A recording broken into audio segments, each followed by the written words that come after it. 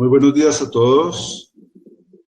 Vamos a empezar nuestro seminario sobre los impuestos a la nómina y su impacto en la informalidad. Mi nombre es Leonardo Villar, soy el director ejecutivo de FEDesarrollo. Vamos a hablar tanto Cristina Fernández como yo en español. Está disponible la traducción en inglés que se puede seleccionar en la pantalla. La dinámica del seminario va a ser, en primer lugar, una presentación de Cristina Fernández sobre el trabajo que hicimos conjuntamente sobre impuestos a la nómina y el impacto en la informalidad en Colombia, y posteriormente vamos a tener comentarios de parte de Mariano Bosch, del Banco Interamericano de Desarrollo, de Carlos Medina, del Banco de la República, el Banco Central de Colombia, de Marcela Eslava, profesora de la Universidad de los Andes, y de Morne Ostuisten de DPRU de la Universidad del Cabo en Sudáfrica. Cuando le corresponda a cada uno de ellos, voy a hacer la introducción correspondiente. Por ahora, solo comento que Cristina Fernández, mi coautora en el trabajo que realizamos, es investigadora de FEDesarrollo, estudió economía en la Universidad de los Andes y tiene maestrías en economía en la misma universidad y en la Universidad de Nueva York. Cristina trabajó como economista país del sur del Asia con la Corporación Financiera Internacional del Banco Mundial, como economista país de Honduras con el BID y como economista país de Colombia y Brasil con la Corporación Andina de Fomento CAF. Anteriormente también trabajó en el Banco de la República como asesora del gobernador y como investigadora del Banco de la República, y actualmente, como ya lo dije, es investigadora en FEDesarrollo. Voy a darle la palabra entonces a Cristina Fernández, quien tendrá 15 minutos para su presentación, y después cada uno de los comentaristas tendrá 10 minutos para los comentarios correspondientes. Hola, ¿cómo están?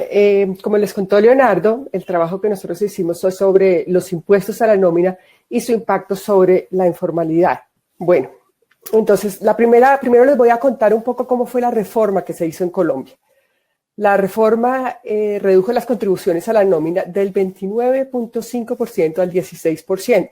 Ustedes ven en la gráfica la historia de las contribuciones pagaderas por el empleador a la nómina, y como pueden ver, la reducción del 29.5 al 16% significó que volviéramos a los niveles de 1980. Esta reforma solo afectó las contribuciones realizadas por los empleadores y no las realizadas por los trabajadores. Otro dato importante es que desde el punto de vista fiscal, la fuente de estas contribuciones fue sustituida por un impuesto a las utilidades, que se llamó el CREE, bajo el supuesto de que es preferible poner impuestos al capital que al trabajo. Como ustedes pueden ver en la gráfica, tenemos los impuestos a la nómina como porcentaje de las utilidades comerciales para varios países. Y está el dato de Colombia antes de la reforma, que es el que dice Colombia con estrellita, y el Colombia después de la reforma. Entonces, a pesar de que la reforma redujo bastante las contribuciones a la nómina, todavía Colombia se encuentra por encima del promedio de América Latina y por encima del promedio mundial. Otro dato muy importante es que en el aftermath de la reforma, o digamos en el periodo que siguió a la reforma, la informalidad en Colombia se redujo significativamente. Pasó de 51% en el 2012 a 48.3% en el 2015. Pero bueno, mucha gente puede decir, eso fue el crecimiento. Y en realidad, por eso lo que queremos hacer es aislar el efecto del crecimiento del efecto de la reforma sobre la tasa de informalidad. Para eso es útil ver qué pasó en realidad o cuál ha sido la relación entre la tasa de informalidad y la brecha del producto. Como podemos ver en la gráfica, la tasa de formalidad en Colombia es procíclica. Aquí, para que no se confundan, pintamos la tasa de formalidad y no la tasa de informalidad. ¿Por qué? Porque es más fácil ver las series que son procíclicas que las series que son contracíclicas. Pero en realidad lo que queremos decir es que la informalidad ha sido contracíclica históricamente. Sin embargo, en los últimos años de alguna manera se rompió esa relación, como pueden ver en el círculo rojo. De hecho, la correlación entre la brecha del producto y la tasa de informalidad era de 0.74%. Y si le agregamos los últimos años, esta correlación se hace mucho más débil y se reduce a 0.46%. 0.46, perdón. Pero bueno, ustedes dirán, bueno, además del crecimiento, hay muchas otras cosas que pudieron afectar los resultados de la informalidad. Por ejemplo, el aumento general en los impuestos. Como les dije, los impuestos a la nómina se sustituyeron por un CRE y además la reforma, pues no solamente fueron la reducción en los impuestos a la nómina, sino también se incrementaron otros impuestos o se cambiaron otros impuestos. Entonces, eso pudo haber afectado la tasa de informalidad. Nosotros creemos que con el procedimiento que nosotros estamos utilizando podemos aislar el efecto que tienen todos estos impuestos. Otro factor que podría afectar nuestros resultados es el aumento de la nómina del Estado. Sin embargo, la participación de la nómina del Estado pasó de 3.9 a 3.7%. Entonces, en realidad no sufrió grandes cambios y no debió haber afectado en gran parte la tasa de informalidad. Otro punto es la anticipación de la reforma. Si uno piensa que los agentes o las firmas anticiparon la reforma, entonces cuando tomamos el periodo antes de la reforma y después de la reforma, no vamos a ver el efecto real. Sin embargo, de acuerdo con unos cálculos que hicimos, en realidad este no fue el caso de Colombia. Por último, tenemos el aumento en el salario mínimo, corregido por productividad, que se incrementó en 1.8 puntos porcentuales anuales. Esto es un aumento, digamos, más alto que los que se venían en los años anteriores. Y desafortunadamente es más difícil aislar este efecto con el método que vamos a utilizar. Por eso, digamos, hay que pensar que es el efecto conjunto de la reducción de los impuestos a la nómina y de un aumento en el salario mínimo. Es decir, los resultados podrían ser un poco mayores si no se hubiese incrementado el salario mínimo. Bueno, el método que utilizamos para medir para hacer estos cálculos es el de diferencias en diferencias. Como dicen, una imagen vale más que 1000 palabras y casi que esta imagen habla por sí sola, pero yo en realidad prefiero explicar este método con un ejemplo. ¿Cuál es el ejemplo? Uno, por ejemplo, coge los niños en un salón de clase y los divide en dos, los mide y a la mitad de estos niños les da una medicina para que crezcan, a la otra mitad no les da nada. Vuelve al cabo de un año, vuelve a medir el promedio de los niños que tomaron medicina y el promedio de los niños que no tomaron medicina. ¿Y que seguramente que encuentra uno? Pues que los niños crecieron porque los niños crecen en el tiempo y entonces, por ejemplo, en este ejemplo crecieron 20 centímetros. Pero los niños que recibieron el tratamiento crecieron por el crecimiento normal de los niños más por la medicina que se les dio. En este ejemplo, por ejemplo, crecieron 50 puntos. Entonces, la diferencia entre los que crecieron, los que recibieron la medicina, menos los que no tomaron la medicina, es lo que llamamos las diferencias en diferencias. Es el efecto del tratamiento, aislado del crecimiento que afecta a toda la población de interés. En el caso de la reforma colombiana, ¿cuál es el grupo de tratamiento? Bueno, la reforma definió a quiénes afectaba o no, a quiénes no afectaba. Entonces, en el grupo de tratamiento tenemos los que ganan entre 1 y 10 salarios mínimos, que fue lo establecido por la reforma, y que no trabajan en universidades o en ONGs. El grupo de control, pues son los que no están en el grupo de tratamiento, ganan menos de un salario mínimo o más de 10 salarios mínimos y trabajan en las universidades o en las ONGs.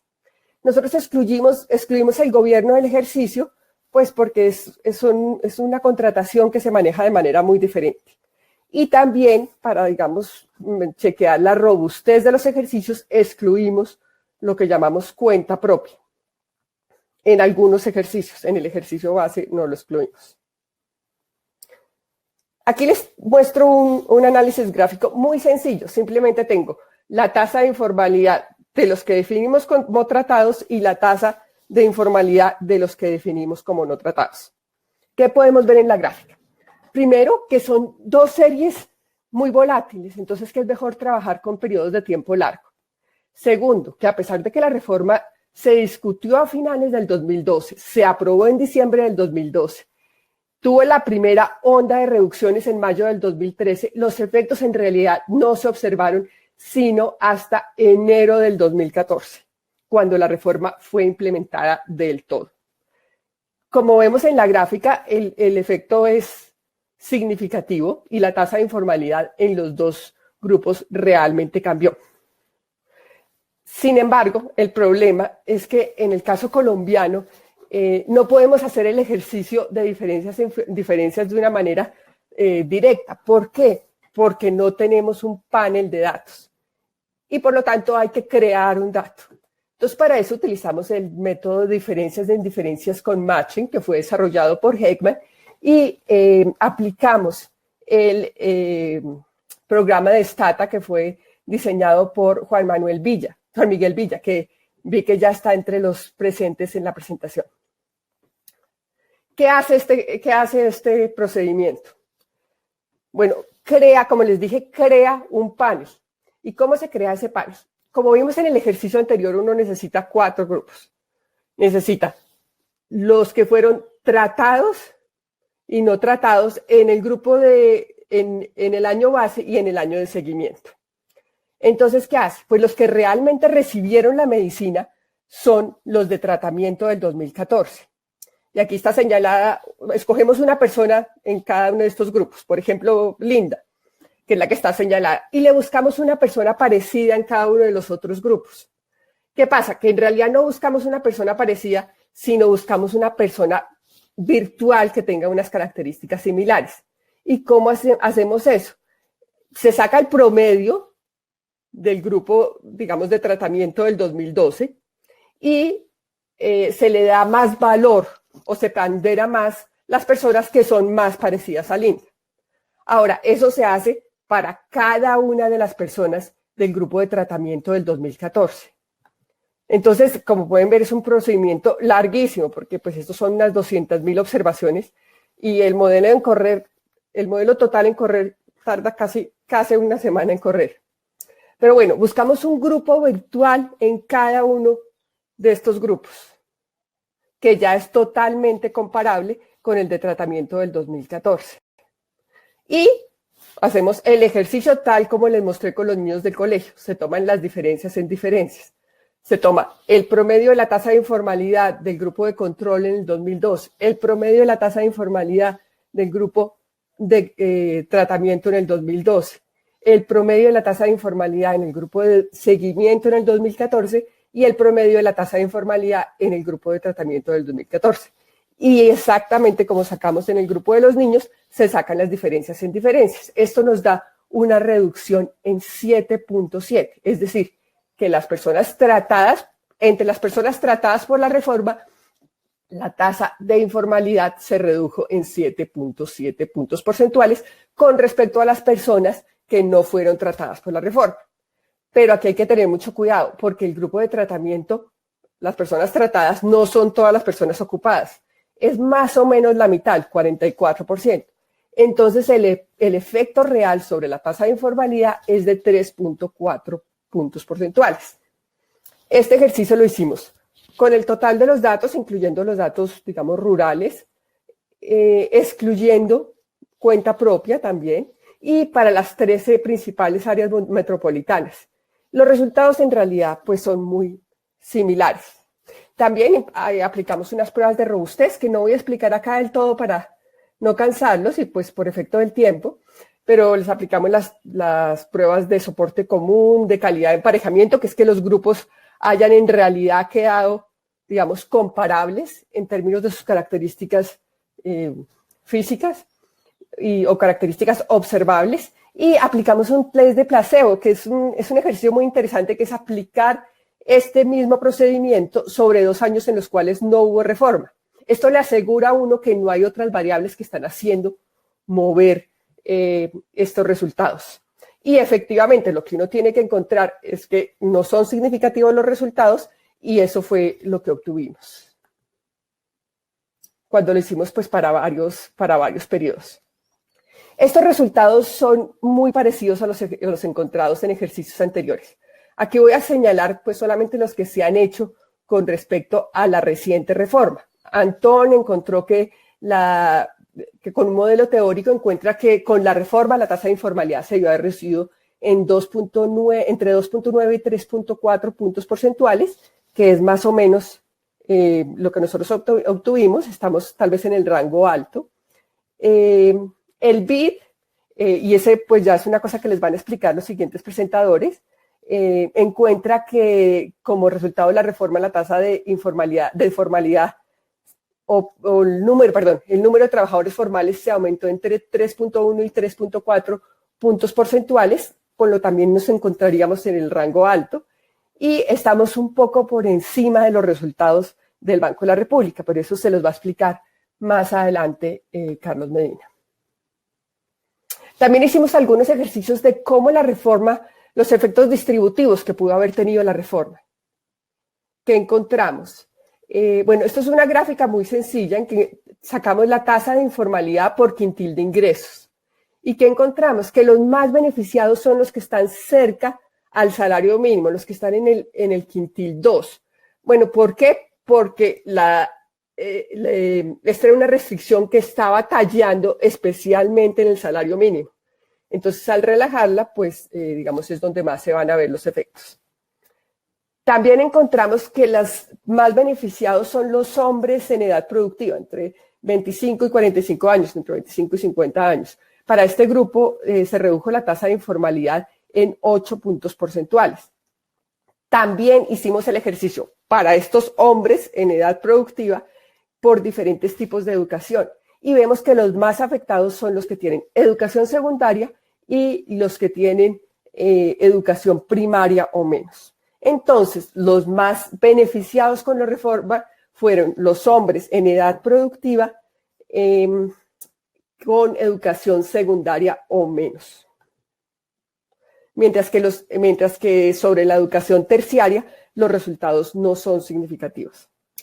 En conclusión, tenemos que la reducción de 13.5 puntos en los impuestos a la nómina redujo en aproximadamente 3.4 puntos porcentuales la tasa de informalidad en Colombia, y que los hombres en edad productiva con niveles bajos de educación fueron los más favorecidos por la reforma. Entonces ya dejo la discusión para que sigamos con los otros presentadores. Muchas gracias, Cristina. Vamos a tener ahora unos comentarios, empezando por los comentarios de Mariano Bosch. Mariano Bosch es especialista senior en la Unidad de Mercados Laborales y Seguridad Social del Banco Interamericano de Desarrollo, el BID.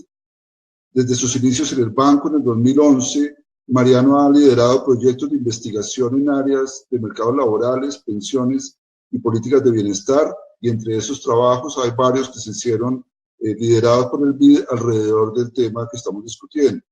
Antes de unirse al Banco Interamericano de Desarrollo, Mariano trabajó como consultor del Banco Mundial y como profesor en la Universidad de Alicante. Mariano ha publicado diversos artículos en el área de mercados laborales y desarrollo en revistas de reconocido prestigio como el American Journal, Applied Economics, Journal of Development Economics, World Bank Economic Review and Labor Economics. Mariano posee un doctorado en economía de la London School of Economics. Le doy la palabra entonces a Mariano Bosch. Hola, ¿qué tal? Bueno, primero de todo, agradecer la invitación a Leonardo y a Cristina. Es un placer estar aquí comentando los resultados. Bueno, quisiera comentar un poco la historia de nuestra participación en la evaluación de la reforma tributaria en Colombia en el 2012. A partir de la reforma, el gobierno colombiano estaba muy interesado en, obviamente, saber los impactos, y a través del BID comisionamos una serie de estudios que intentaban entender mejor cuáles habían sido los efectos, tanto teóricos como empíricos, de de esta reforma. Se comisionaron 3 estudios, dos empíricos y uno más teórico, y además se comisionó una encuesta de percepción empresarial donde les preguntábamos a los empresarios o una muestra de empresas cuál había sido la percepción de los efectos de esta reforma tributaria. Entonces, en base a esos estudios, algunos de ellos que se van a presentar hoy o que se van a comentar hoy, como el de Marcela Eslava, pues emitimos una serie de conclusiones que, como ya dijo Cristina, van muy en línea de los resultados cuantitativos que se presentan en este estudio, ¿no? Entonces, así resumiendo a muy grosso modo cuál es el resultado final o lo que percibimos de todos estos estudios, es que parece ser que esta reforma pues tuvo un impacto positivo en la formalización, como dijo Cristina, alrededor de 3 puntos porcentuales, 3,5 puntos porcentuales, y diversos estudios confirman en mayor o menor medida esa medida cuantitativa. Ahora bien, me gustaría hacer una serie de comentarios un poco basados en la experiencia de haber dirigido o haber estado liderando esos estudios. Primero de todo diré que desde el punto de vista empírico esta reforma es una reforma muy difícil de evaluar, y algunos de los retos, pues Cristina ya los ha mencionado. Es una reforma que afectó a la gran mayoría de trabajadores colombianos, aunque había algún tipo de grupo de potencial tratamiento y control más allá de los 10 salarios mínimos. En realidad, el 99% de los trabajadores en Colombia formales ganan menos de 10 salarios mínimos, por lo tanto, el grupo de tratamiento eran básicamente todos los trabajadores formales. Y entonces el reto era encontrar un buen grupo de control. Aparte, esta reforma, y como veremos, distintos autores han intentado distintas metodologías para crear ese buen grupo de control. El segundo reto, que creo que también es muy importante, es que esta reforma no fue una reforma pura de reducción de los costos no salariales. Esta reforma fue una reforma donde se reducen los costos no salariales y, aparte, se intenta compensar esa reducción de costos no salariales con un incremento impositivo directo a las empresas. Y ese incremento impositivo tiene impactos también sobre la creación de trabajo, ¿no?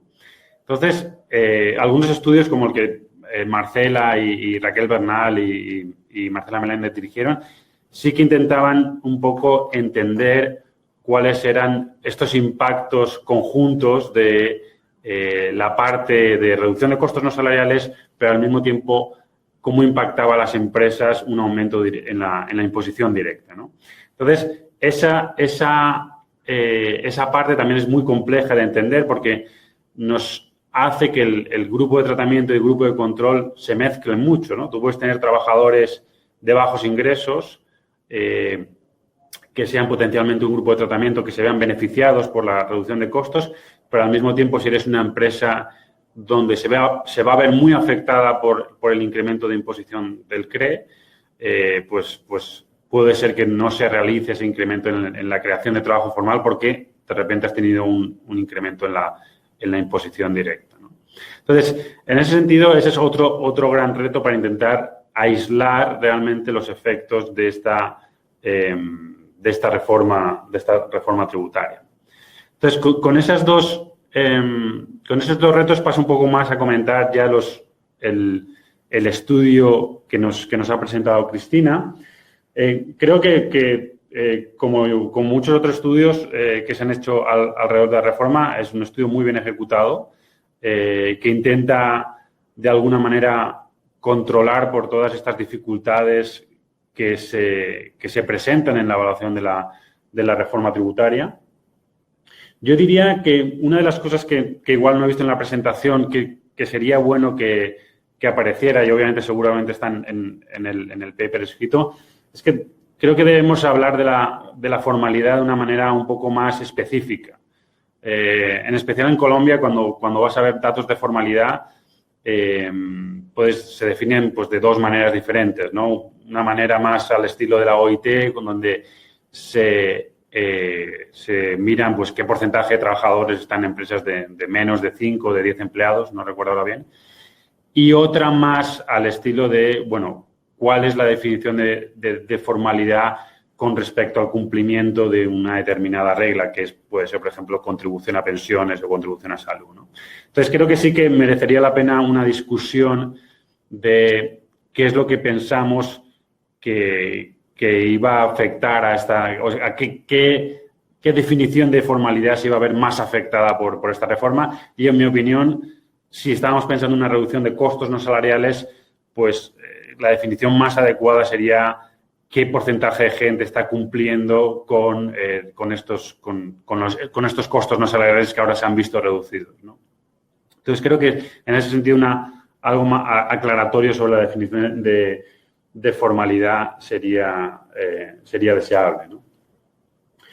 Luego, obviamente, en el estudio intentan crear este grupo de control que, como ya he dicho, es difícil de crear, y aquí la ruta que han seguido los autores es coger los empleados que ganan menos de un salario mínimo y aquellos que ganan más de 10 salarios mínimos, que son en principio los que no están afectados por la reducción de costos no salariales que afectaba a trabajadores entre 1 y 10 salarios mínimos, ¿no? Entonces, en ese sentido, mi primer comentario es que obviamente esos dos grupos son muy diversos. O sea, estamos hablando de gente muy informal que gana menos de un salario mínimo y obviamente gente en la parte muy alta de la distribución de ingresos.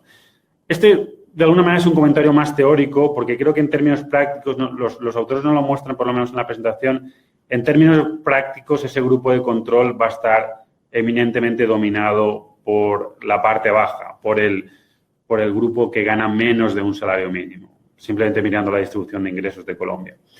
Entonces, en ese sentido, mi recomendación sería utilizar ese grupo y no meter la gente que tiene más de 10 salarios mínimos porque realmente son muy distintos al otro grupo, al otro potencial grupo de control y debe haber muy poquitos. No recuerdo cuáles son los porcentajes en la encuesta, pero debe haber muy poquitos. En ese sentido, mi primer comentario sería quedarse con este grupo de control.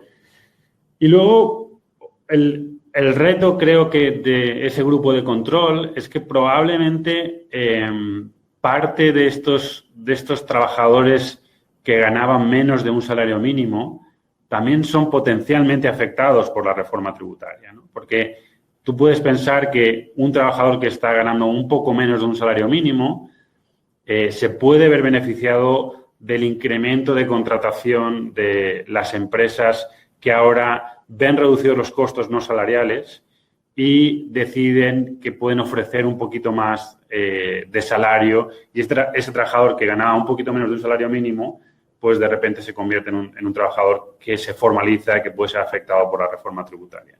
Entonces, en ese sentido, hay un problema de contaminación, si quieres, del grupo de control que no tengo una manera muy directa de controlarlo, pero simplemente creo que es algo que los autores deberían comentar y ver potencialmente cómo afectaría a los resultados que se han presentado. No tengo muchos más comentarios. Creo que, como ya he dicho, está bien ejecutado el estudio. Creo que es de mucha importancia para Colombia que, de alguna manera, lleguemos a un consenso de cuál ha sido el impacto de esta reforma tributaria, especialmente cuando se está discutiendo hoy en día la siguiente reforma tributaria.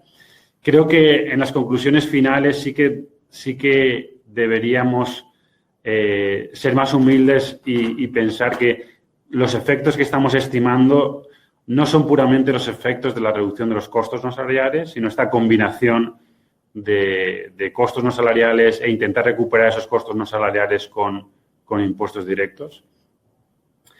Y por último, creo que sí que el siguiente paso, probablemente no en este paper, pero en papers posteriores, y es una cosa que hemos venido empujando desde el BID, es intentar sacar cuál ha sido el impacto fiscal de esta reforma tributaria, porque al final creo que deberemos comparar ese 3,5 puntos porcentuales que pensamos que ha incrementado la formalidad con cuál ha sido el costo fiscal de esta reforma tributaria, ¿no? Porque la percepción que hay y los números, aunque es difícil de estimar, pero los números indican que esta reforma tributaria no fue fiscalmente neutra, fue como se diseñó, pero los resultados no fueron fiscalmente neutros y, por lo tanto, ha habido un costo fiscal de esta creación de empleo. Y deberemos preguntarnos si ese costo fiscal si esta reforma es la manera más efectiva de crear trabajos formales o no lo es. Y con eso termino mis comentarios. Muchas gracias por invitarme y por escucharme.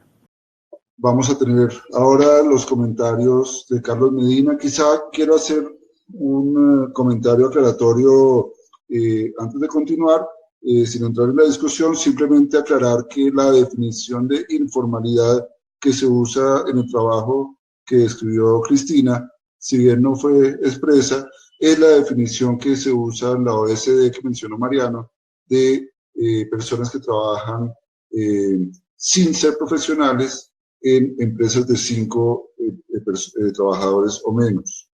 Tiene algunos detalles adicionales esa definición, pero es esa definición y no la de si contribuyen o no contribuyen a la seguridad social. Hay toda una discusión de por qué se usó una y no otra de las definiciones, pero simplemente aclaro cuál fue la que utilizamos. Voy a darle entonces la palabra a Carlos Medina. Carlos Medina es el gerente de la sucursal del Banco de la República de Colombia, el Banco Central de Colombia, en la ciudad de Medellín, y tiene estudios de pregrado en Ingeniería Civil de la Escuela de Ingeniería de Antioquia y un máster y doctorado en Economía de la Universidad de Nueva York. Se desempeñó anteriormente como economista jefe regional e investigador del Banco Central en Medellín. También fue director de Desarrollo Social del Departamento Nacional de Planeación de Colombia, subdirector del Departamento Administrativo Nacional de Estadísticas, DANE, y profesor e investigador de la Universidad de los Andes. Su trabajo académico incluye investigación en los mercados laborales, de salud, educación, migraciones internacionales, evaluación de proyectos, calidad de vida y crimen. Le doy la palabra entonces a Carlos Medina. Aló. Bueno, muchas gracias a Leonardo y a Cristina por invitarme a compartir mis impresiones del trabajo de ellos. En realidad yo pues encontré este trabajo muy interesante, con un método que es muy, digamos, muy apropiado para abordar la pregunta en cuestión de los efectos de la reforma, unos datos también muy apropiados y los resultados en términos pues de los coeficientes, de las estimaciones y de los impactos también, digamos, me parecieron muy razonables. Yo quisiera comentar un poquito sobre los otros factores que pueden estar afectando la reforma, lo cual mencionó mucho Cristina y que también mencionó a Mariano.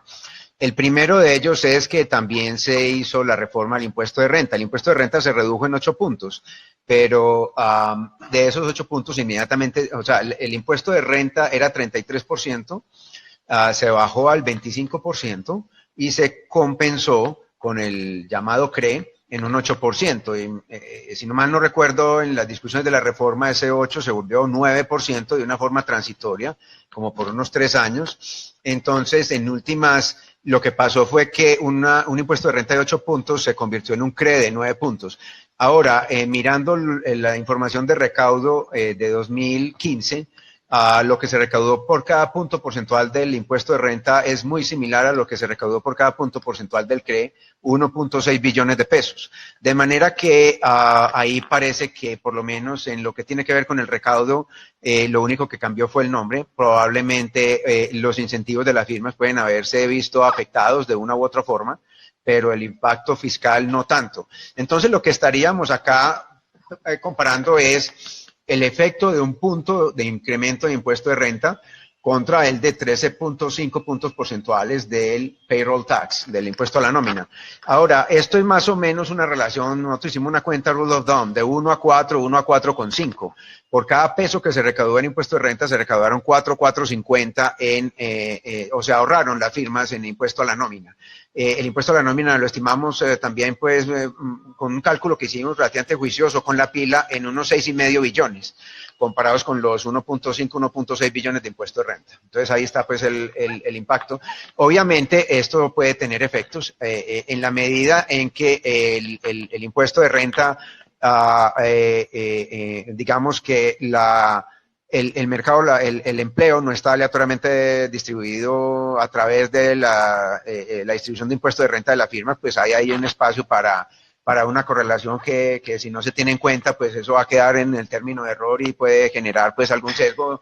No es menos fácil es predecir en qué dirección sería ese sesgo, pero pues en principio pues uno espera que eso subestime, que eso digamos disminuya, más impuesto de renta, disminuya la formalidad. Pero si eso, cómo eso, digamos, va a afectar el efecto relativo de la reducción del payroll taxes entre unos y otros, de acuerdo a su income tax, es menos claro. El otro tema que Cristina mencionó, la reducción en las tasas de crecimiento, yo diría que en la medida en que los supuestos de identificación de las diferencias en diferencias se cumplan, esto no debería ser un big deal. Si tanto tratado como control fluctúan paralelamente con el ciclo económico, esto debería estar controlado, por lo menos en su metodología. El salario mínimo también es difícil y esto pues habría que ver en este caso cuál es el rol del salario mínimo y cuál es la distribución de población por salario mínimo en tratamiento y control. Tenemos ONGs y universidades. Ahora, lo razonable digamos, intuitivamente no es tan fácil. Uno esperaría que ONGs y universidades reaccionen a los ciclos de una forma distinta a las firmas privadas. Y en ese sentido eso pues representaría un reto para la estrategia de identificación, pero bueno, en eso es en lo que depende. Lo otro que Cristina menciona es cambios en el empleo del gobierno, pues esto en últimas, como ella mencionó, como sacaron al gobierno, pues no va a afectar por lo menos en primer orden, tal vez en un segundo orden vía equilibrio general o algo, pero probablemente no vaya a ser lo más preocupante en el ejercicio que ella nos presenta, pues sacó al gobierno del ejercicio. Y lo otro es la anticipación de la reforma. Esto pues, si algo afectaría, yo diría, principal y directamente a los tratados, no tanto a los controles. Si ellos anticipan, podría pues esto afectar y habría que ver cómo es esa anticipación. Eso es menos claro. Algunas firmas podrían decir, vamos a hacer una inversión muy grande, y esta inversión es rentable, dado una vez se dé el ahorro, no vamos a esperar medio año o un año por el ahorro, hagámosla de una vez, que el costo inicial es muy bajo, hagámosla de una vez. Otros van a decir, quedémonos quietos hasta que se dé el ahorro efectivo, porque de pronto es mucho capital humano, poco capital físico. Entonces ahí tampoco es tan obvio pues la dirección de la dificultad. Yo quisiera mencionar un par de retos, más allá de los que ya mencioné, derivados de lo que habían descrito Mariano y Cristina, de identificación, pues, en el caso particular de este trabajo. El primero es que el diferencia en diferencia requiere que los grupos de tratamiento y control sean exógenamente determinados. Entonces, cuando uno habla de que, por ejemplo, el grupo de tratamiento o el grupo de la población objetivo es la población cisben 1 y 2, y uno observa la población cisben 1 y 2, sabe quiénes son cisben 1 y 2 antes y después, aún si no tiene datos de panel. Entonces uno sabe que eso, digamos que eso no lo pueden manipular, eso estaba predeterminado antes del baseline, y uno simplemente interactúa eso, quiénes de ahí son tratados y quiénes son control, y quiénes de los que no están en cisben 1 y 2 tratados control, y puede hacer uno un ejercicio. Sin embargo, acá la misma definición de grupo de tratamiento está determinada endógenamente, porque las personas, los trabajadores, escogen endógenamente el tamaño de la firma. Sí, ellos pueden autoseleccionarse en una firma de menos de 2 personas o de una, digamos en el lower end del capital humano, Una persona puede ser empleada doméstica de un solo empleador o empleada de alguien que tenga 2 empleadores y ya, digamos, tiene los beneficios de la ley de ese empleador, el otro que tiene uno nomás no lo tiene. Lo mismo, una persona puede trabajar con 10 o más salarios mínimos con cierta modalidad de contrato o con menos de 10 salarios mínimos y dependiendo de eso va a estar tratado o control. Y lo mismo el tipo de firma. Una persona se puede pasar a una universidad o a una ONG de una firma privada, entonces endógenamente cambia de tratamiento control. Entonces yo creo que esa es una de las mayores dificultades. Ahora, el sesgo de esto, pues otra vez no tendría pues como una intuición para compartirle sobre en qué sentido podría ser un eventual sesgo. En cuanto a los resultados, pues yo mirando el ejercicio se ve que parece, digamos, unos resultados intuitivos. Uno mira los coeficientes de las variables de control de las regresiones de OLS, por ejemplo, y se ven muy razonables. Probablemente en esa misma dirección estaría pues el control que se ejerce en la variable pues al momento de hacer el pareo para hacer el estimador de pareos. Y en cuanto a la magnitud de los impactos, nosotros hicimos unos cálculos sencillos, los discutimos brevemente pues con Cristina de cuánto esto representaría en términos de empleos. Cuando uno hace el ejercicio de OLS, esto representaría, de acuerdo a los datos de ellos, que son hasta 2014 unos 450.000 empleos adicionales a nivel nacional. Y cuando uno hace el matching diff in diff, aquí tengo una duda que es más de tipo metodológico. Digamos que en este tema uno podría tener el sample average streaming on the treated que llama Guido Imbens por ahí en uno de sus artículos, en donde tenemos el N total, es el número de tratados, y a cada uno de esos le buscamos el comparación, y el impacto que hallamos ahí es un coeficiente que simplemente lo multiplicamos por el total de tratados. Si ese fuera el caso, el impacto de ellos sería 750.000 más o menos nuevos empleos formales.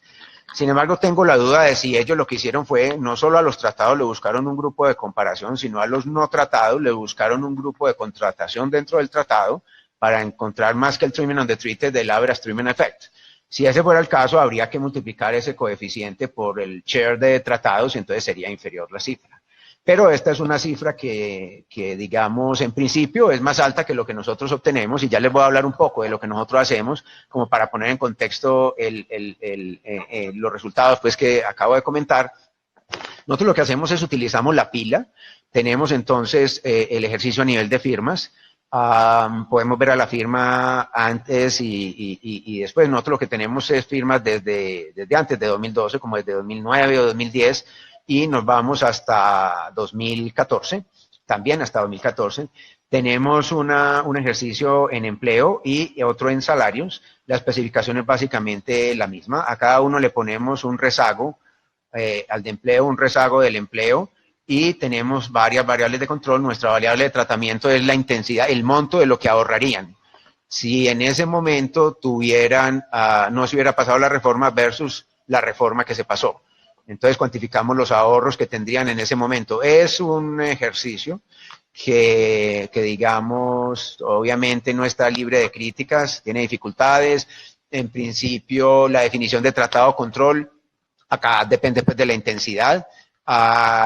Nos estamos limitando a las firmas que aparecían en el baseline.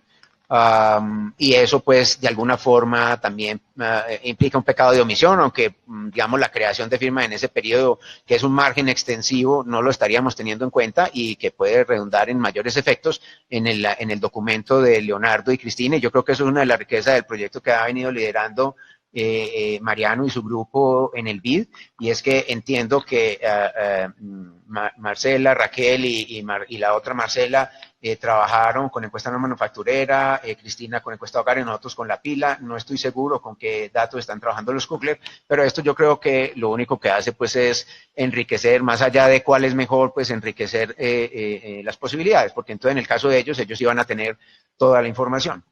En nosotros, en cambio, solo tenemos los que aparecían en el baseline, y en realidad, pues, no solo porque omitimos a los que no estaban, sino porque aún sí, pues nosotros lo observamos después, pero con nuestra estrategia de identificación es difícil ya involucrarlos y tener una interpretación limpia de cuál es el rol de ellos dentro del ejercicio. Y además, en principio, pues también es difícil definir, si no tenemos, dado que no tenemos ni siquiera la información del baseline, cuál es tratado, cuál es control, etcétera. Entonces, en este tema del tratamiento, como tal vez de alguna forma lo mencionó Mariano, hay un tratamiento que es contingente. Uno puede no ser tratado en un momento porque está fuera del mercado laboral, pero dado el cambio en la reforma ya siente unos incentivos distintos y siempre y cuando le cambien los incentivos hay un tratamiento, más allá de si está registrando un ahorro o no. Entonces nosotros hacemos este ejercicio instrumental, lo que utilizamos para identificar el impacto de variables instrumentales, y la intuición del instrumento es básicamente muy similar a la intuición que se utiliza en econometría espacial, que nosotros tenemos que el impacto de una variable endógena que es WY, se instrumenta con WX, ¿sí? O sea, el promedio ponderado, el resultado de mis vecinos, lo instrumento con el promedio ponderado de las variables de control de mis vecinos. Entonces nosotros hacemos algo similar, solo que en este caso no estamos instrumentando la variable del lado izquierdo, sino la variable endógena del lado derecho, con variables exógenas también que están al lado derecho de terceros, de otras firmas, y incluimos de firmas que no son del mismo sector económico de la firma en cuestión. Obviamente, pues nosotros hacemos un ejercicio que es exactamente identificado, pero hacemos otro sobreidentificado que nos permite testear over identifying restrictions y eso, y en general nos dejan satisfechos los ejercicios. También estamos, todavía pues estos resultados que tenemos son preliminares, estamos corriendo un procedimiento de Anderson y Chao para darle alcance al hecho de tener esta variable endógena y el rezago de la variable dependiente, y pues los ejercicios nos están dando unos resultados en cuanto a magnitudes muy similares. Entonces, les voy a contar un poco lo que encontramos y un poco para ponerlo en contexto con el ejercicio de Cristina. Lo que encontramos es, primero que todo, nosotros tenemos un efecto a 2014, que es el de corto plazo, pero con el rezago vamos hallando el efecto de largo plazo. A 2014, en realidad, en nuestro caso, se estarían generando menos de 200.000 empleos. Sin embargo, para 2018, ya esos 200.000 se habrían incrementado en unos 500.000, y en el largo plazo serían unos 550.000. Un cálculo que hicimos Rudolph Down también, y de alguna forma en las líneas de la pregunta que hacía Mariano en cuanto a platas, en qué estamos, hicimos una cuenta, habíamos dicho que más o menos los ahorros eran unos 6,5, 6 billones de pesos, se generaron 550.000 empleos, esto es más o menos un ahorro anual por empleado de 10,5 millones. Nosotros tenemos en nuestros datos un salario promedio de 950.000 pesos mensuales, que daría un gasto anual de más o menos 11 millones de pesos por empleado. Entonces se podría decir de que de cada empleado nuevo, el empleador está cubriendo más o menos una tercera parte del costo de ese nuevo empleado, y el ahorro generado por la reforma estaría generando dos terceras partes del costo de ese nuevo empleo generado. Eso es básicamente pues, los comentarios. En general, otra vez, me parece que las cifras, digamos, no riñen. Habría pues historias que las pueden hacer coherentes a las cifras de nuestros resultados y los de ella, obviamente, ambos con limitaciones y ambos con fortalezas. Y bueno, en fin, esperemos a ver qué más nos aporta Marcela sobre este tema. Muchas gracias, Carlos.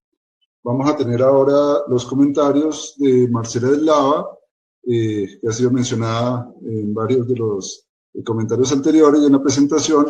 Marcela es profesora de Economía de la Universidad de los Andes, tiene un doctorado en Economía de la Universidad de Maryland. Sus investigaciones han sido publicadas en importantes journals como Review of Economics and Statistics, el Review of Economic Dynamics, el Journal of Public Economics, el American Economic Review, Papers and Proceedings. Marcela ganó la medalla del Global Development Networks Medal por su investigación en desarrollo, y el Latin American Econometric Society's Mario Enrique Simonsen Memorial Lecture. Marcela es la editora de la revista de Economía, que es el journal de la Asociación de Economistas de América Latina, la CEA. Le voy a pasar entonces la palabra a Marcela del Lava. Muchas gracias, Leonardo. Muchas gracias a ambos, a Cristina y a Leonardo, por la invitación a comentar. Estoy muy complacida, además de compartir con los otros comentaristas, porque creo que entre todos podemos armar una visión amplia que creo que es útil. Lo que yo voy a hacer es primero contarles un poco sobre ese otro trabajo del que han hablado tanto Mariano como Carlos. y después hacer unos cortos comentarios sobre el trabajo de Cristina y de Leonardo. Perdón, un segundo, acá. Este es, todavía también estamos trabajando, luego les contaré un poco en qué sentido. Es un trabajo conjunto con Marcela Meléndez y con Raquel Bernal, que se da en el contexto de el trabajo amplio que el BID dirigió y que Mariano les comentó. Déjenme recoger algunas de las cosas que ya hemos oído que son importantes para este trabajo en particular. Lo que nosotros hacemos es tratar de mirar, similar a lo que dice Carlos. Carlos, nosotros no estamos trabajando con la EAMA en este trabajo. La razón fundamental es que la EAM tiene un rezago importante y hoy, apenas en este mes, están saliendo los datos de 2014, entonces no se ha podido trabajar con EAMA aún para el efecto de evaluar esta reforma. Lo que hacemos es, similar a lo que tú estabas contando, que hacen ustedes, partir de los datos de la pila y tratar de mirar el efecto sobre empleo y salarios que pagan las empresas formales, por definición de lo que tenemos en la pila.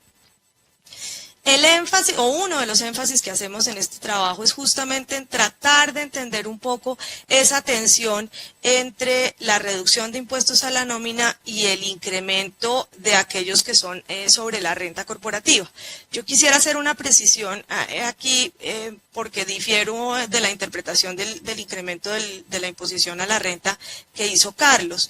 Si bien es cierto que el CREE son 9 puntos versus 8 que se restaron de la renta, la diferencia fundamental entre el CREE e impuesto a la renta normal no es simplemente ese punto. La razón por la que el CREE tiene un nombre distinto es que es un impuesto distinto y su característica fundamental es que no tiene tantas exenciones como tenía el impuesto a la renta. Entonces, cuando usted paga CREE y antes de la reforma usted venía aprovechando mucho las exenciones a las que había lugar, ahora se ve enfrentado a una tributación que desde el punto de vista efectivo es más costoso para usted como empresa. Entonces esa tensión que se genera al pasar de un impuesto que es directo sobre el empleo a un impuesto que es más ampliamente definido sobre los ingresos de una empresa, es parte de lo que nosotros queríamos pensar. Noten que cuando el impuesto está sobre los ingresos de la empresa, pues eso es como un impuesto al tamaño total de la empresa. Si usted tiene un impuesto que le hace tratar de quedarse más pequeño, pues eso también afecta, además de otros márgenes, su margen de contratación de empleados. Entonces, esa es la tensión que vemos en el tema del empleo. Como ya dijeron también, hay un enorme reto en la evaluación de esta reforma. Esta no es un experimento ideal desde el punto de vista de la evaluación y en ese sentido todos enfrentamos retos y todos tenemos efectos que sabemos que están sucios por esos retos y es excelente que haya muchos trabajos y que estemos todos llegando a resultados que están más o menos en el mismo rango, de manera tal que creo que podemos, que entre los distintos trabajos con distintas metodologías y distintos datos, podemos construir un cierto margen de confiabilidad del rango en el cual se encuentran los resultados. Aunque no es ideal de evaluar esta reforma, yo creo que es fundamental evaluarla, no solamente porque por supuesto en Colombia nos interesa saber qué nos pasó, qué tanto más lejos podemos llevar reformas a los impuestos a la nómina y ahora en vísperas de la reforma tributaria estructural, qué tantos otros efectos, digamos, sobre el empleo puede tener esa reforma, sino que es importante también en un sentido más amplio, porque esta reforma lo que la hace no ideal desde el punto de vista metodológico es que combina, además de muchos otros retos ya mencionados, es que combina justamente lo que queríamos, lo que uno podría querer mirar, que es el efecto de la reducción de impuestos a la nómina, con otra cosa. Esa otra cosa es lo que buscó compensar el ingreso tributario, que es el incremento vía CREE. Eso lo hace, de nuevo, no ideal metodológicamente, pero lo hace muy importante desde el punto de vista económico, porque a menos que un país decida que es que hace esta reforma y deja de financiar lo que sea que se venía financiando con esos impuestos a la nómina. En nuestro caso, temas de salud, el SENA, temas de ICBF. a menos que ese sea el caso, pues así van a ser las reformas. Entonces sí nos tenemos que preguntar no solo cuál es el beneficio en términos de empleo, sino cuál es el costo en términos de empleo o en otros costos que tiene la reforma. Entonces yo creo que eso lo hace importante y ese fue el énfasis que nosotros le dimos. Lo que nosotros decidimos hacer, como es el caso con otros, es también no ideal. Comparamos con un sector que es chiquito y seguramente y con certeza no es totalmente igual a los demás sectores, pero que tiene la ventaja de ser un sector excluido de la reforma y por tanto servirnos de grupo de control. Y ese es el sector de educación. No entró en la reforma porque no, por ser sin ánimo de lucro, no pagaba impuesto de renta de la misma manera que los otros sectores y en esa medida no se le podía compensar una reducción a la seguridad social y no se le redujo el costo de impuestos a la nómina. Lo usamos con una metodología de diferencias en diferencias, similar a lo que Cristina ya explicó, y tratando de separar esos efectos positivos esperados del componente de nómina contra los efectos del componente de renta.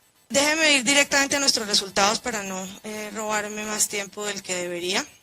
El resultado fundamental en términos de empleo es que en promedio las empresas que en la pila sí fueron tocadas por la reforma, es decir, aquellas que no pertenecían al sector educativo, y al igual que Cristina, nosotros también sacamos el sector gobierno, experimentaron incrementos en el empleo comparado a las del grupo de control de 4.3%. Estos incrementos en el empleo formal en firmas que ya estaban formalizadas, porque también tenemos que restringirnos a aquellas que estaban desde el inicio en la muestra.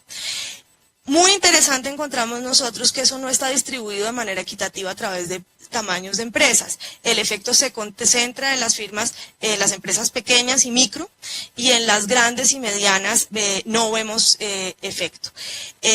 Eso ya empieza, digamos, una hipótesis sobre esto es que, por ejemplo, las empresas medianas y grandes estaban haciendo más uso de las exenciones tributarias al principio y en ese sentido se ven más golpeadas por el componente, déjenme llamarlo negativo, de incremento al impuesto corporativo, y esa podría ser la explicación detrás de estos resultados. Como Carlos, nosotros también miramos el efecto en salarios. La idea básica es que de pronto usted como empleador no decide utilizar esa reducción para incrementar en el margen extensivo el número de empleos, sino para trasladarle parte de su ganancia a sus empleados. En esencia, usted, por ejemplo, sabe que se puede gastar en un empleado tanto, y ahora de ese tanto menos se va para pagar seguridad social y usted decide más bien incrementarle el salario a sus empleados. Entonces miramos en la pila el salario promedio que pagan estas empresas y encontramos de nuevo un efecto positivo. El efecto positivo total en el empleo era 4.3%. Aquí el efecto positivo total, es decir, para el empleado promedio en estas empresas, es de 2.7 puntos porcentuales por encima, o más bien puntos logarítmicos por encima en su salario. De nuevo, la vemos particularmente fuerte en los micro y los pequeños, pero incluso en las empresas medianas y grandes, en particular en las medianas, también se ve un efecto positivo. Ahora, en este tema de descomponer lo positivo y lo negativo, lo que hacemos fue utilizar, o lo que hicimos fue utilizar la diferente exposición que distintos sectores tenían. La DIAN publica un resumen del agregado de los distintos ítems de las declaraciones tributarias por sectores SIU a 3 dígitos, y ese fue el dato que nosotros utilizamos para saber si un sector estaba más expuesto o menos expuesto al componente de CRE. Si ese sector utilizaba más las exenciones, entonces más duro le pega el incremento vía CRE.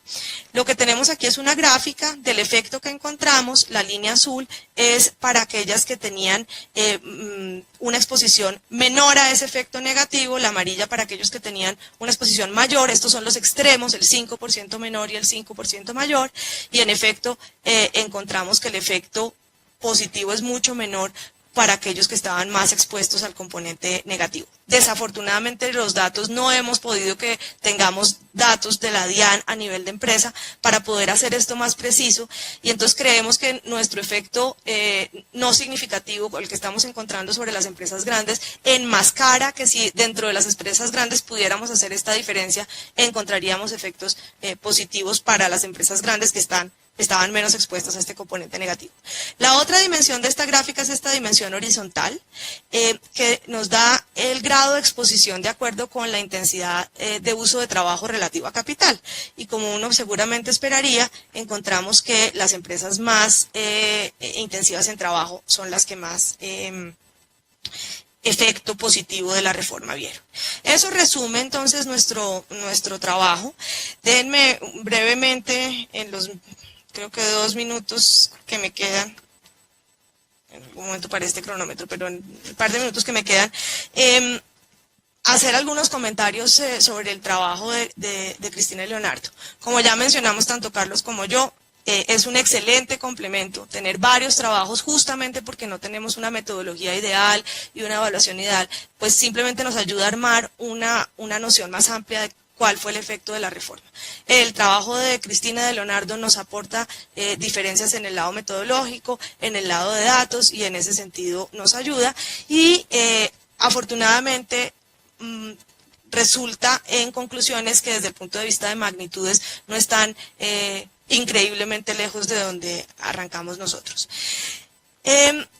Mi lectura de los resultados de Cristina y de Leonardo, precisamente por la aclaración que hizo Leonardo, en el sentido en que la informalidad de un trabajador está definida en su ejercicio como pertenecer a una empresa, estar empleado en una empresa de menos de 5 trabajadores o 5 trabajadores, es que lo que ellos, uno podría interpretar ese resultado como un resultado sobre la distribución del empleo en tamaños de empresas.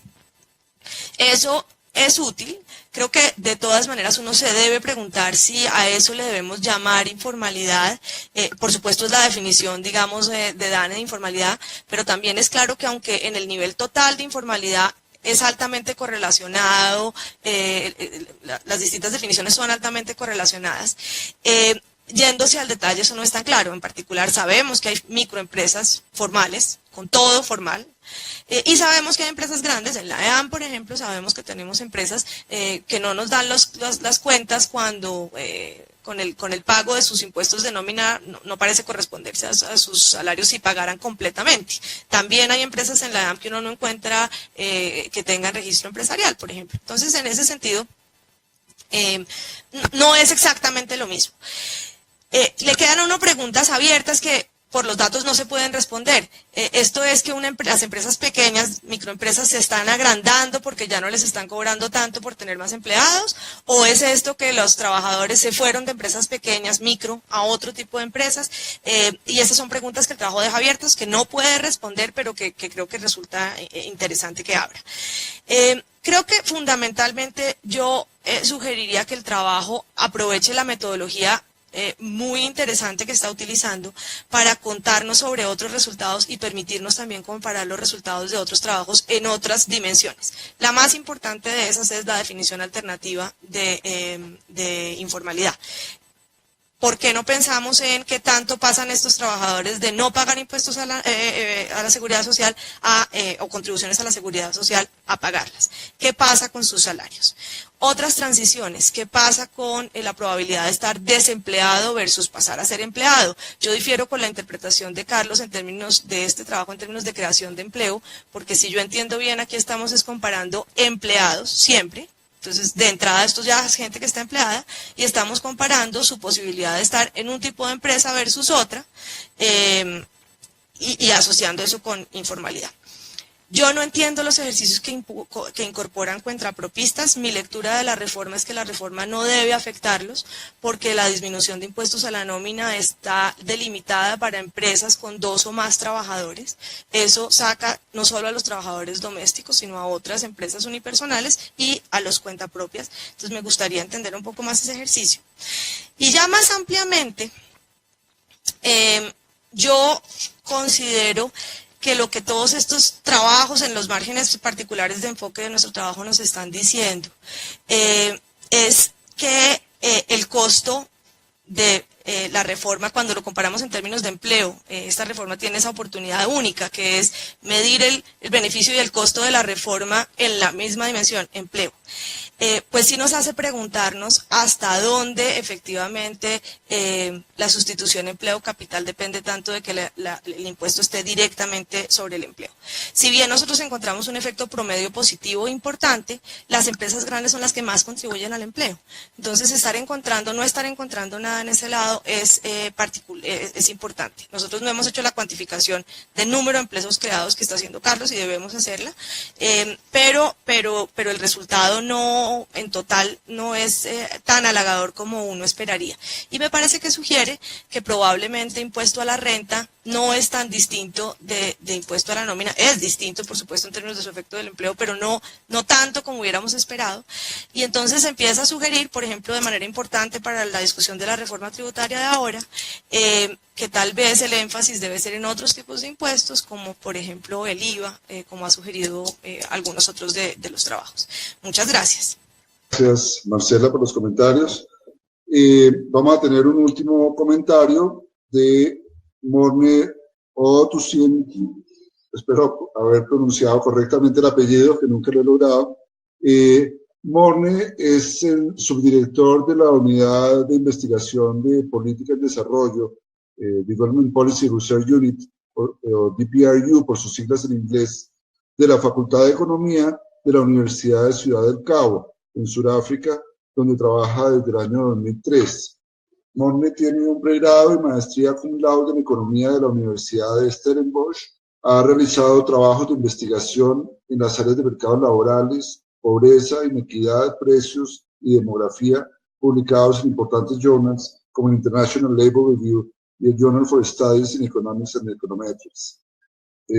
Con Morne hemos participado en el proyecto conjuntamente para estudiar el tema de informalidad con comparaciones entre el caso de Colombia y el caso de Sudáfrica dentro del gran proyecto organizado por ELA, que es el programa que nos convocó a hacer estos estudios. Le voy a pasar entonces la palabra a Morne. I will give you the floor, Morne.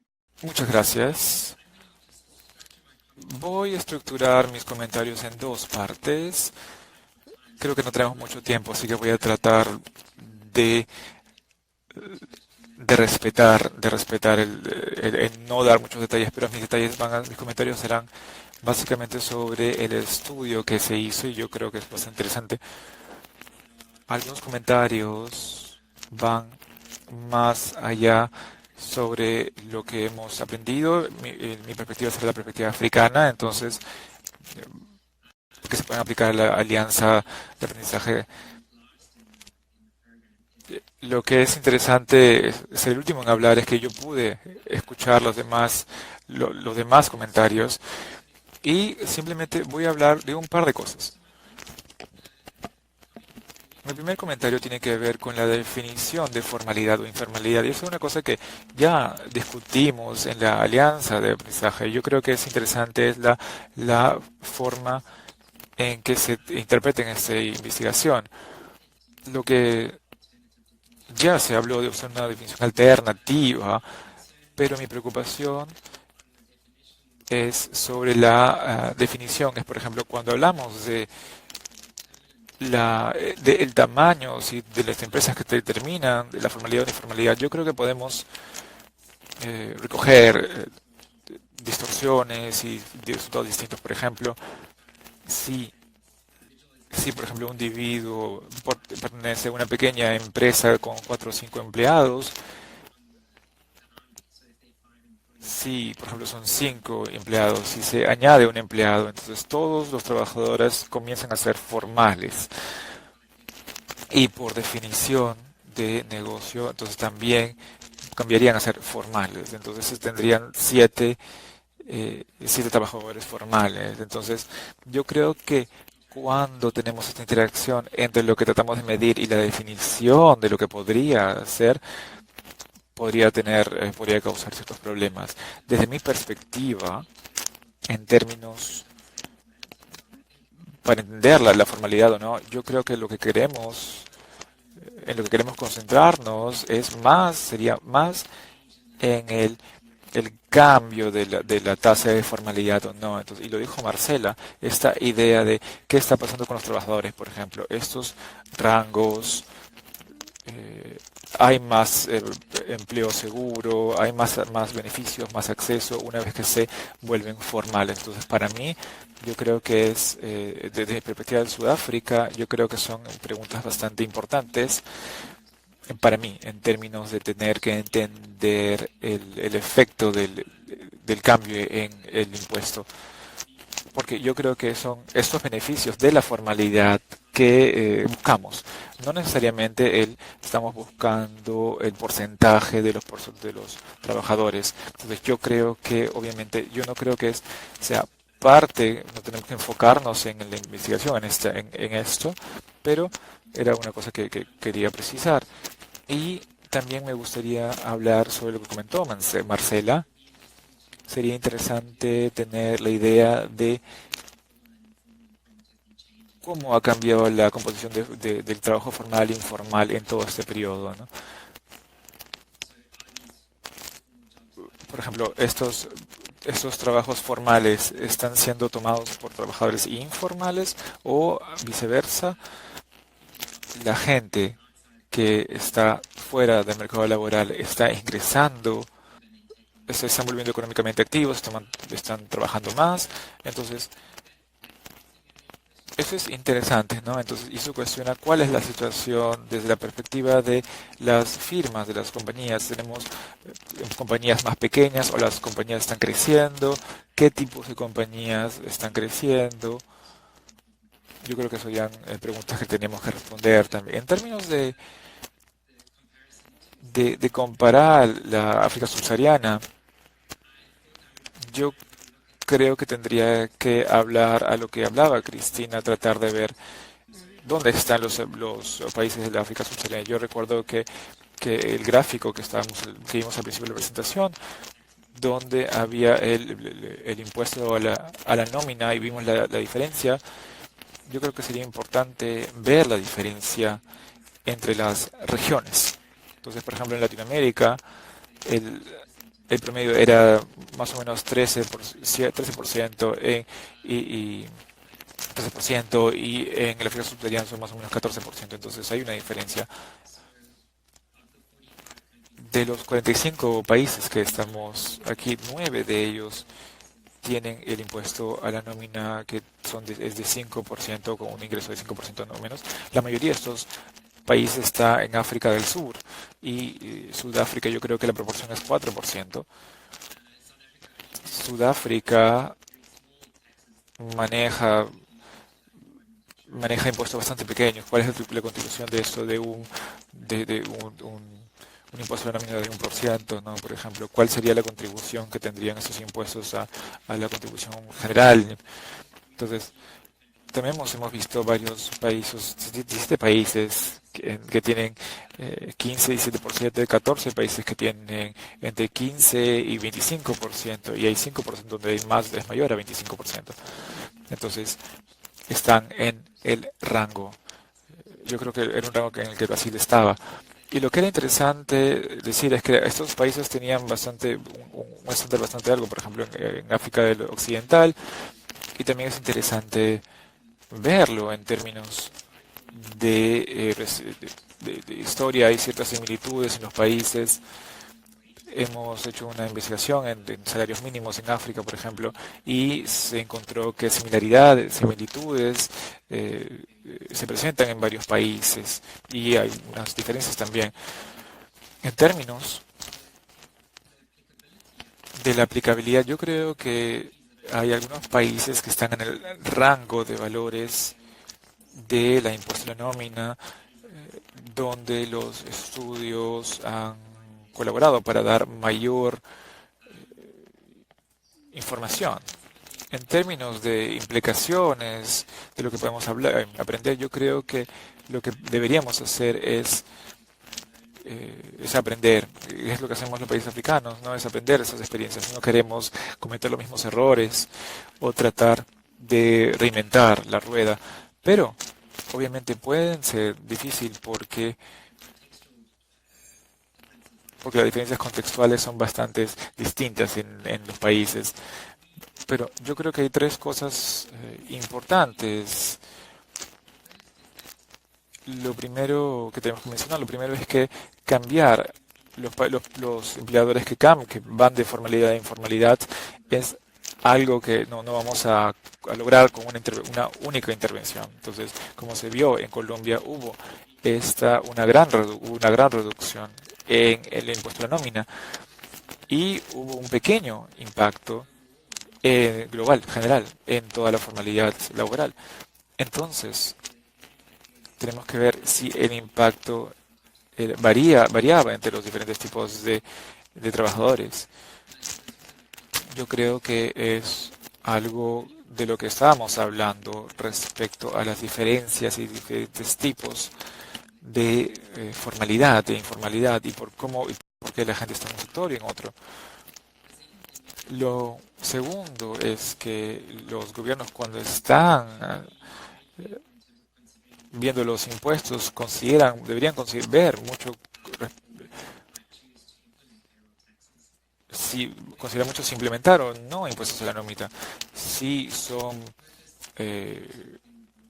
muy importantes, sí, pero también tienen que considerarlo en un contexto económico más amplio. No creo que sea el caso que deberíamos tratar de agregar un impuesto a los empleados en términos para aumentar o no la formalidad. En términos de los países africanos, los impuestos a la nómina son bastante altos. Y podría decir que hay consecuencias negativas para el empleo informal. Entonces, el estudio de Colombia es bastante importante. Ayuda mucho para que estos países lo vean y lo evalúen. En Sudáfrica, los impuestos a la nómina son bastante bajos, pero es en términos de lo que se quiere lograr. Por ejemplo, el desarrollo de habilidades.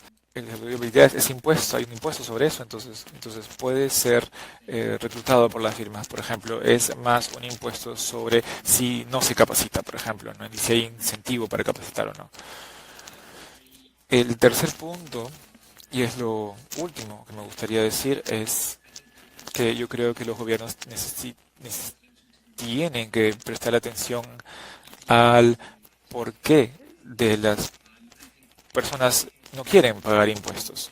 Yo sé que hay evitan hacerlo o no están de acuerdo con eso, entonces informa y representa y indica la satisfacción. Entonces, si las compañías sienten que no tienen ningún tipo de beneficio de los impuestos, simplemente no los van a pagar.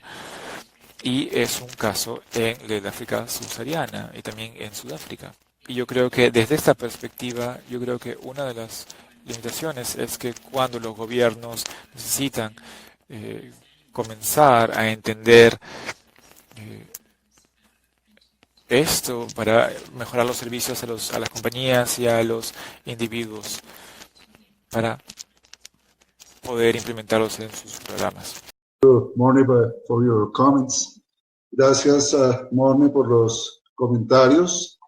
Estamos un poco pasados de tiempo, pero tenemos unos minutos. Cristina quisiera hacer unos comentarios sobre lo que se ha dicho. Si alguien de los que está escuchando quiere hacer algún comentario a través del chat, será bienvenido para transmitírselo a los presentadores o nosotros mismos tratar de contestarlo. Voy a pasarle entonces la palabra a Cristina Fernández nuevamente. Para contestar algunos de los comentarios. Primero, medición. Sí, sería ideal utilizar la medición de las contribuciones a la nómina. Sin embargo, con el método no es adecuado para utilizarlo, sobre todo porque el grupo de control quedaría muy extraño. Y aquí salto al comentario sobre el grupo de control, que me dicen, pues son las personas que ganan menos de un salario mínimo, y entonces, por ejemplo, serían las personas que ganan menos de un salario mínimo, pero están contribuyendo a los impuestos a la nómina. Entonces, eso sería un poco complicado de tratar. De acuerdo al comentario del grupo de control, sí, es un grupo un poco diferente.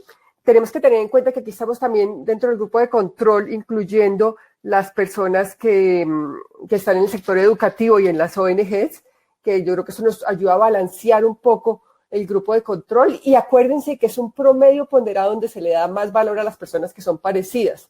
Entonces, seguramente estas personas están teniendo mucho peso en el ejercicio. Pero bueno, también me parece interesante hacer el ejercicio con solamente la parte de abajo del grupo de control. Endogeneidad, que es un problema que también mencionaron varios, sí, hay algo de endogeneidad en estos ejercicios. Yo creo que en todos los ejercicios de diferencias en diferencias hay un problema de endogeneidad. Es muy difícil, o sea, salvo que uno tenga un experimento puro, que no lo haya y el tratamiento, digamos, apenas se anuncia el tratamiento, las personas tienden a pasarse el grupo de tratados. Ese es un problema común. La única ventaja es que en este momento, digamos, el anuncio, la endogeneidad va en el mismo sentido del objetivo de la reforma. Es que la gente, de alguna manera, pasó a ser más formal. Entonces, pues yo creo que eso suaviza un poco la crítica. Mariano decía que este efecto incluía el efecto también de otros impuestos.